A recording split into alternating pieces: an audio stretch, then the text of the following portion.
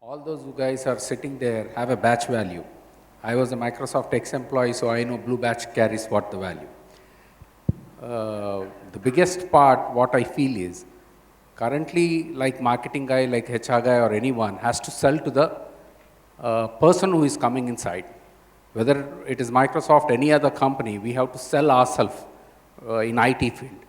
But the real challenge now is the middle age crisis in IT. What are we doing with respect to middle-aged people? Many people have been flushed out into the market. The real talent is going out, but nobody is bothered about that. Can anybody answer on that, please? Yeah, I can take that. So, I mean, especially 40 plus people, 40 plus age people, 45 people who were very good, inclusive of Microsoft or Deloitte or TCS or Amazon. There are people who have been flushed out for various reasons because they are not up to the technology or it, but still they are talented pool which are not needed in IT. So are we doing anything for those? Because 60s will be the retirement age, 40 will be the like middle-aged people. yeah, it's interesting.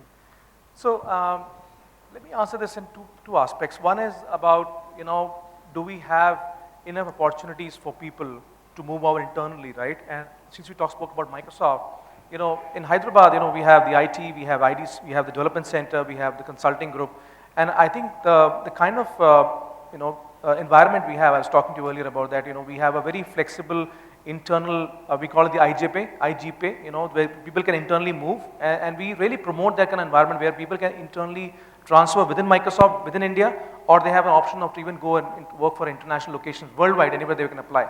So that's one part of it. Second is the way I look at, and that's also one of the challenges we have in hiring, to be honest, right? That people connote growth as by having a manager title, right? And we always look at people, who really want to go deep in technology, irrespective of the age, gender, whatever. We need great talent, right? It doesn't matter, what demographic you are from. If you are really bringing value to the organization in terms of doing great, technology work for us, because we are a technology company, we would like to hire you and kind of, grow. And you have various opportunities within the company to move internally or do innovative, products or design work you want to do. So I don't know whether it helps you answer, but the intent is not to flush out people. It's then. Doesn't exist. The guy can start coding and end the life in coding. But here, they have to move up the value chain, but they are unable to move because of the pyramid or because of the senior people. I'm seeing many people. So, a very different take on it, two folds to it.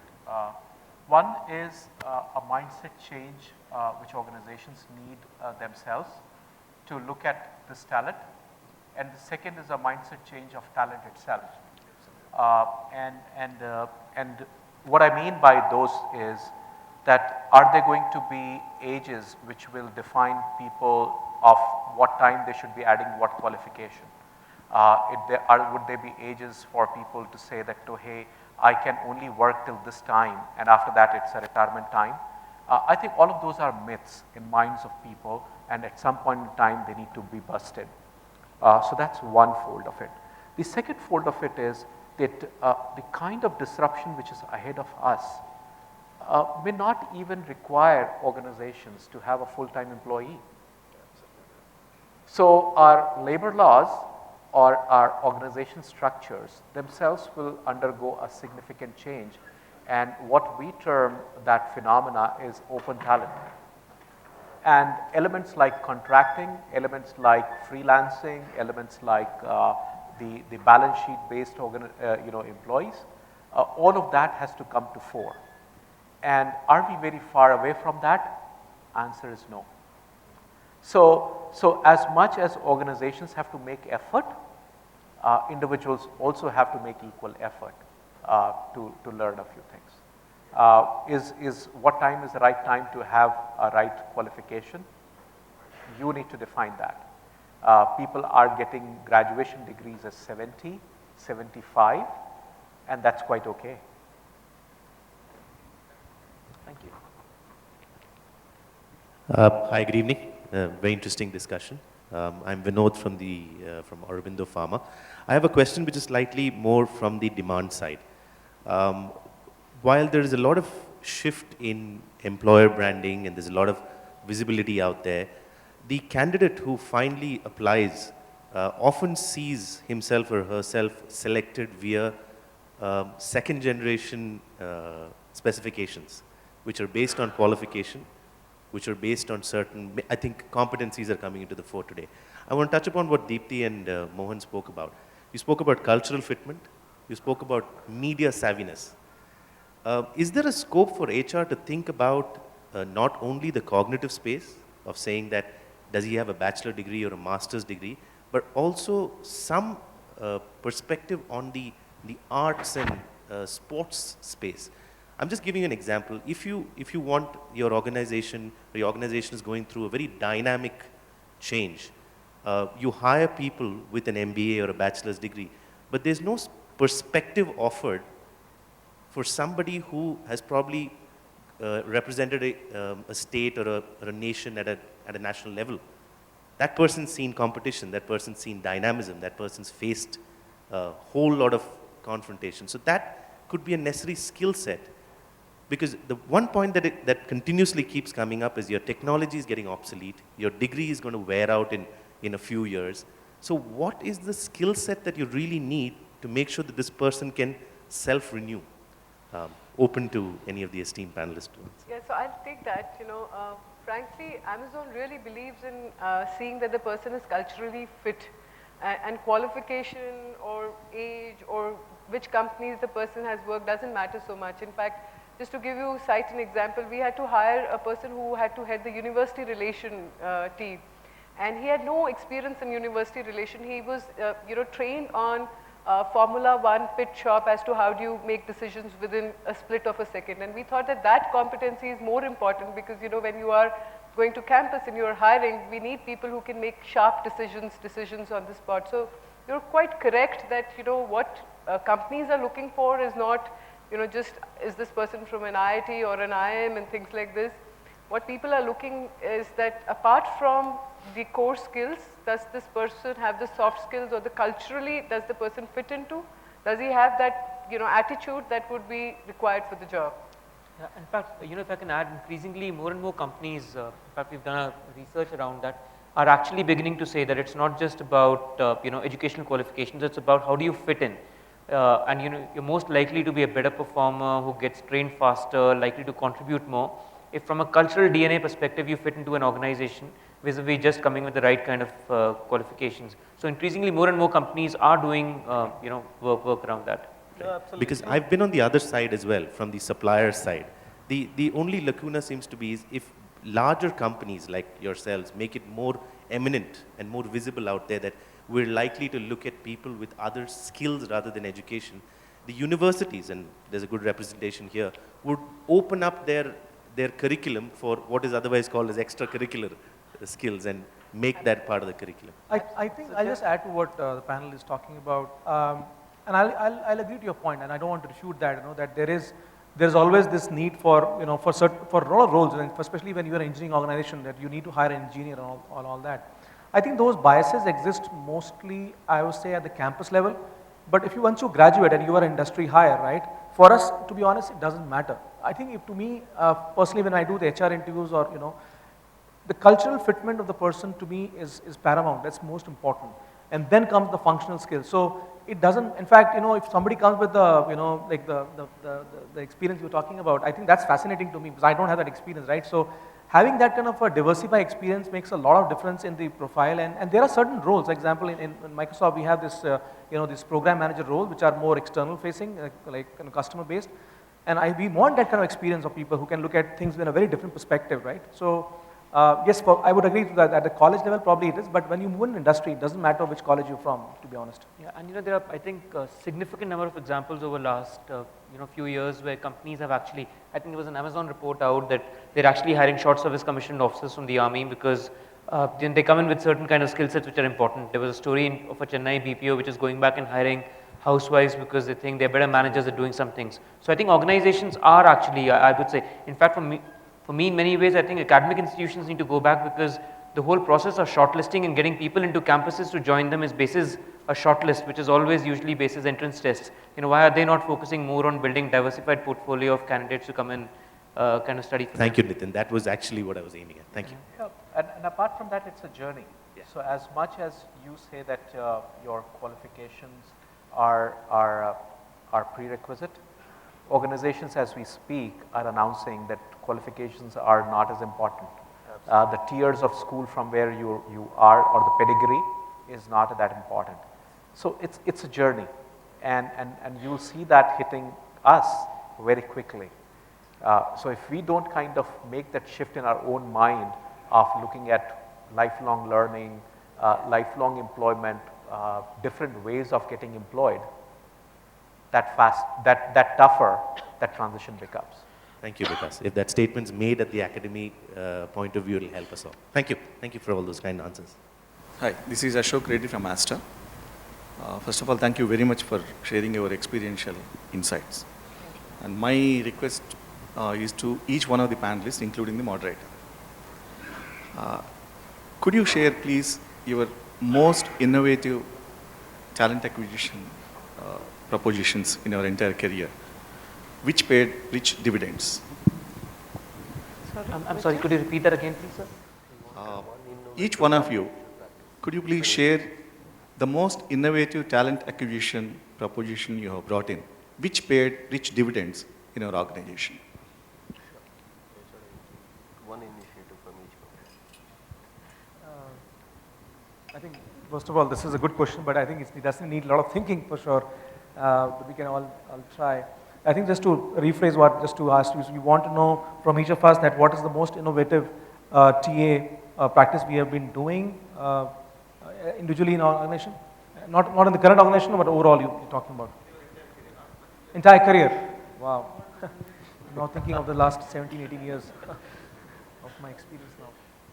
I can actually maybe take a go. In fact, what we see in the market, I think increasingly, and I can talk from a client experience, I think companies are beginning to go back and look at who they hire and who they perform and build an ROI basis that over a period of time.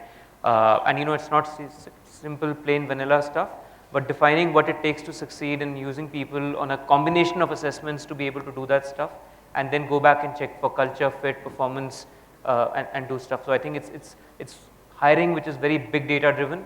I think we're beginning to see a lot of that kind of stuff out there in the market in terms of what's happening. One of the things that we are doing is that we thought that, one of the leadership principles that we follow very closely in Amazon is customer obsession. And we said that when we are, trying to do so much for customer, any person who comes for an interview is also a customer for us. So what we started doing is any person who comes from X level and above, he gets a survey from Amazon as to how was your experience, any person who comes on site.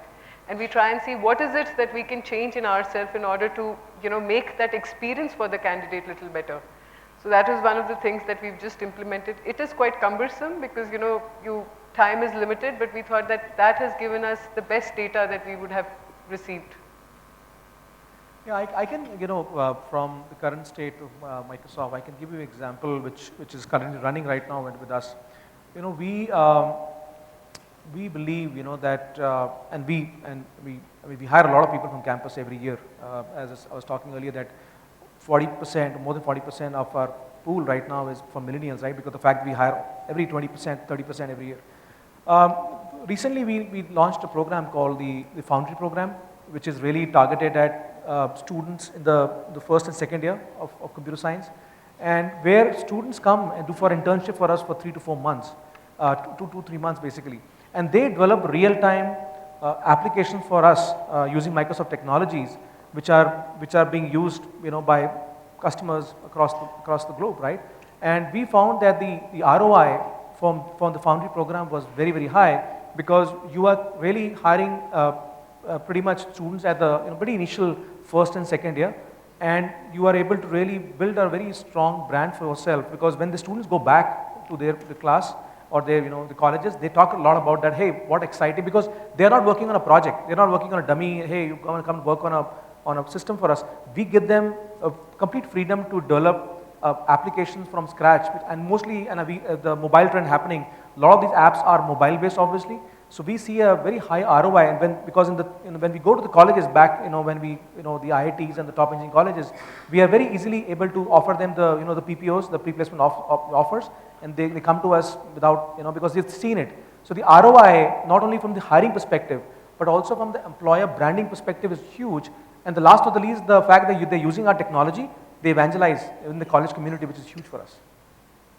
Well, one of the experiences that I'd like to share is in one of the organizations I worked is we would actually open an issue or a problem out in the media, social media, and would invite comments around that. And then we would actually look at people who would have criticized it the most and got them to the table to have a discussion and actually offered them the job. Because we believe that someone who invested the time to go through your process and actually put their mind to criticize it as much as they did, probably have some excellent ideas in making it work for you. And we did that for a set of niche positions, and I think we had great dividends coming out of that. The right kind of critical thinking people, you know, who could come in. So that's something I would remember. Just to share one experience, in my earlier part of the career, we had significant challenge of hiring people on time with the right skill set, and like what I've been discussing for last 1 hour. Not an easy task. We struggled for 3 to 6 months. Then we said, let's go ahead and adopt a university. We went ahead, we adopted a university which delivers 2.3 lakh graduates, bachelors every year.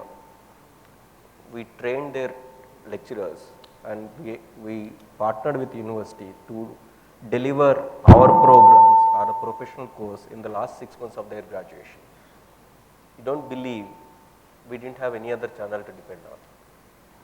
We successfully hired 90% of the requirement through that university from multiple locations, and rest of the population was available for the balanced industry. If as an enterprise, if you could push an envelope to make minor investments, you will get significant results. I would say everything I did every year was very, very innovative. But that being said, current ones. So if you think about Deloitte, Deloitte is an organization which is into professional services. There are 3 things which we focused on: our clients, our people, and community. So we've created a simulation-based case study competition called Maverick. We've engaged through that particular program over 38,000 students in over 100 odd business schools. 15,000 of them were participating with us this year. And we had 3 elements to the program. Element on case study, which basically gives students a real-time feel of what it takes to be in front of a client and pitch their cases. We had a second segment in it called Be the One, where we called people's applications of saying that if you have achieved something in life which is above and beyond your education, it could be your story of your adversity, it could be a story of your social cause, it could be a story of your sportsmanship, why don't you come forward and share that with us? And we'll take that forward and see what we can do with that story. And the third was all about war of bands, and going back to your question on how do you utilize other skills of people, you know, a band and Deloitte are 2 distinct things. But we wanted people to come up and showcase their talent. These business school students are very proud of their bands of their respective schools, and we allowed them to come and perform at our events. So I would say why we do something of this nature. I think multiple reasons for that. One, we want people to be aware of what we do as a business and make informed decisions of looking at us as an organization. 2, through this particular process, if there is a bright spark, there is an opportunity for that individual to be hired. 3, it helps us position our brand appropriately in front of right audience for them to see and know and experience it firsthand. So multiple ways to look at it. You can use this data for benchmarking, but would that be the same solution for you? Maybe very different. This is not certainly, may not be a question, but more of a request to Deepthi. I heard her saying that some companies are giving away the performance appraisal system. So when they do that, then how are they going about the reward? Yeah, so Amazon isn't doing away with the performance appraisal system, so I cannot answer on behalf of those companies, but from the little that I've heard that they have other ways to, you know, look at how the employee is growing within the organization and how the person is doing. But they are doing away with, you know, the the bell curve, and they're doing away with the traditional method of appraising people, because the newer generation is not very geared up, or the newer generation feels that these kind of things may not be required. However, Amazon has still continues with their performance appraisal system, so I cannot comment on behalf of those companies. And all that I can add to this is for companies, and there are quite a few companies in recent years that have done away with this. It just doesn't happen overnight. I think there's years of pre-work that happens to it, in terms of building a process around conversation. So, even if a company does away with it, I think the process of a manager and an individual sitting and having a conversation and putting a development plan or doing what they need to do next, the ability of, to kind of decide where could that next job be, what should they be paid. I think the process of skill building for the manager and the infrastructure to do that conversation, that takes time and years sometimes to do this. So many of these companies thought of this literally 2 to 3 years or 4 years back before they implemented some of these things. All that I agree. Maybe, they are making it more development oriented. Yeah. But then how do we go about linking the reward? Gentlemen, so I can talk about the real experience of it. Deloitte as an organization has already been on that journey for over 3 years. We have shifted portion of our organization to it. We are looking forward for an overall rollout at Deloitte. If you want to know more about specifics of what we have done with respect to rewards, my request of you would be to go ahead, dig out the HBR issue of March and April this year, and there are very, very detailed descriptions of it. I don't think we have enough time on this panel to answer that particular question, but that particular article will give you a lot of insights about how we as an organization are approaching it. And certainly to your last comment on development oriented, so Deloitte's model is all centered around the strengths of people, and that's a clear focus.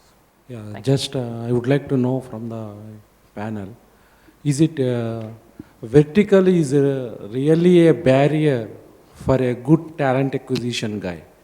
Because as per my experience, so many people from different industries, they have applied for IT, but when it will goes to the resume to the desk, simply it is going to be rejected because it is not my vertical. But as per my experience, as per my knowledge concerned, just I would like to know from the interview panel, is it really a barrier for a good talent acquisition guy to work in any industry? So let me try to answer that. So are you saying the question is that a TA person should be able to work across any industries? Is that what the question is? Yes. Yeah, I think I completely agree to that, right? I mean, it's though I know there are, HR as a function, right?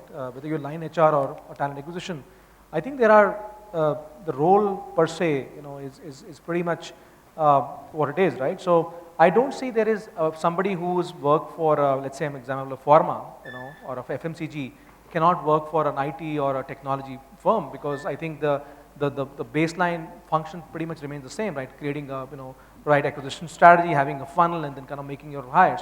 So I don't think so. Having said that, I think there is obviously, when it depends on what level of hiring is happening, right? If you're looking for a talent acquisition leader and you are really building your strategy from grounds up, you may need somebody with that kind of industry or a domain. But if you're hiring, people at the, at the LT-1 or 2, right? You can hire people from any. So it depends on what the role is, what the scope is. I don't think there is any biases on that, right? That you need to have only a TA person from that particular industry. It doesn't matter to be honest. I myself have worked under different industry. I was in a pharma before I came to an e-commerce, and before that IT and manufacturing. So I don't think so there are barriers today. Exactly. So I just wanted to add a point here that yes, of course I agree people can work, like in HR, you can work in any industry. I think what's important for whoever aspires to move to different industry is to have the ability to grasp the nature of industry, look at the processes that they follow. Sometimes if it's very technology driven, you need to get your self into the role very fast.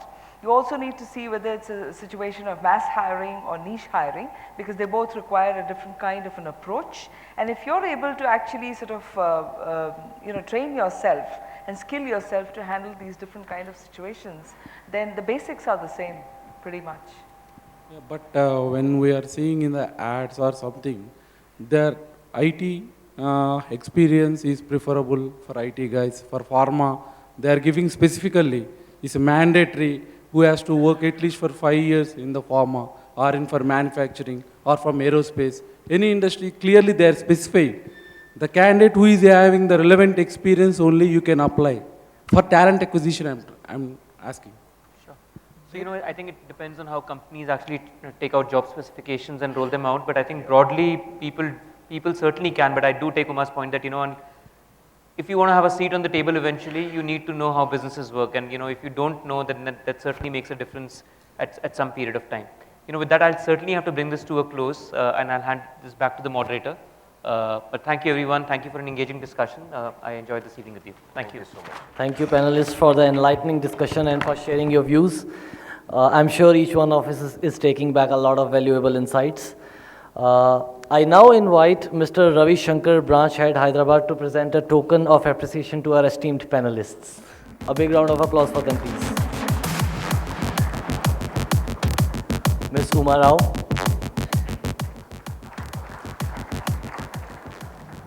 Mr. T.S. Mohan.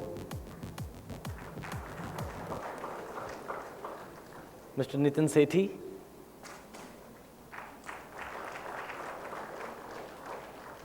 Ms. Deepthi Verma.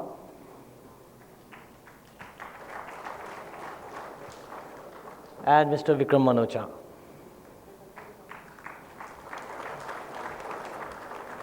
I would now like to invite Mr. Ranjit, Zonal Marketing Head, ICFAI ICFI, to deliver the closing address. He has been associated with ICFI for the last 13 years. In the year 2012, joined as branch manager at Trivandrum, and then he has been elevated to Zonal Head. In between, he has handled our ICFI overseas office at Dubai. He is PG DBM from IIRM. Mr. Ranjit, please. Thank you, panelists. Good evening, ladies and gentlemen. I'm proud and privileged to give closing note on this conclave. Representing an educational institution, we are very much conscious of our responsibility thrust on us to produce or develop world-class professionals through quality education. ICFI University tries to fulfill our responsibility to the corporate and HR by providing education, emphasizing on differentiated curriculum that bridges industry and academic gap. As an university, we are one of the largest providers of case studies for European Council for Case Research, which is having one of the largest pool of case studies. In the current context, we believe that to develop competent workforce, the primary area an educational institution to focus is to design pedagogy and curriculum as per the challenges and demands of the corporate.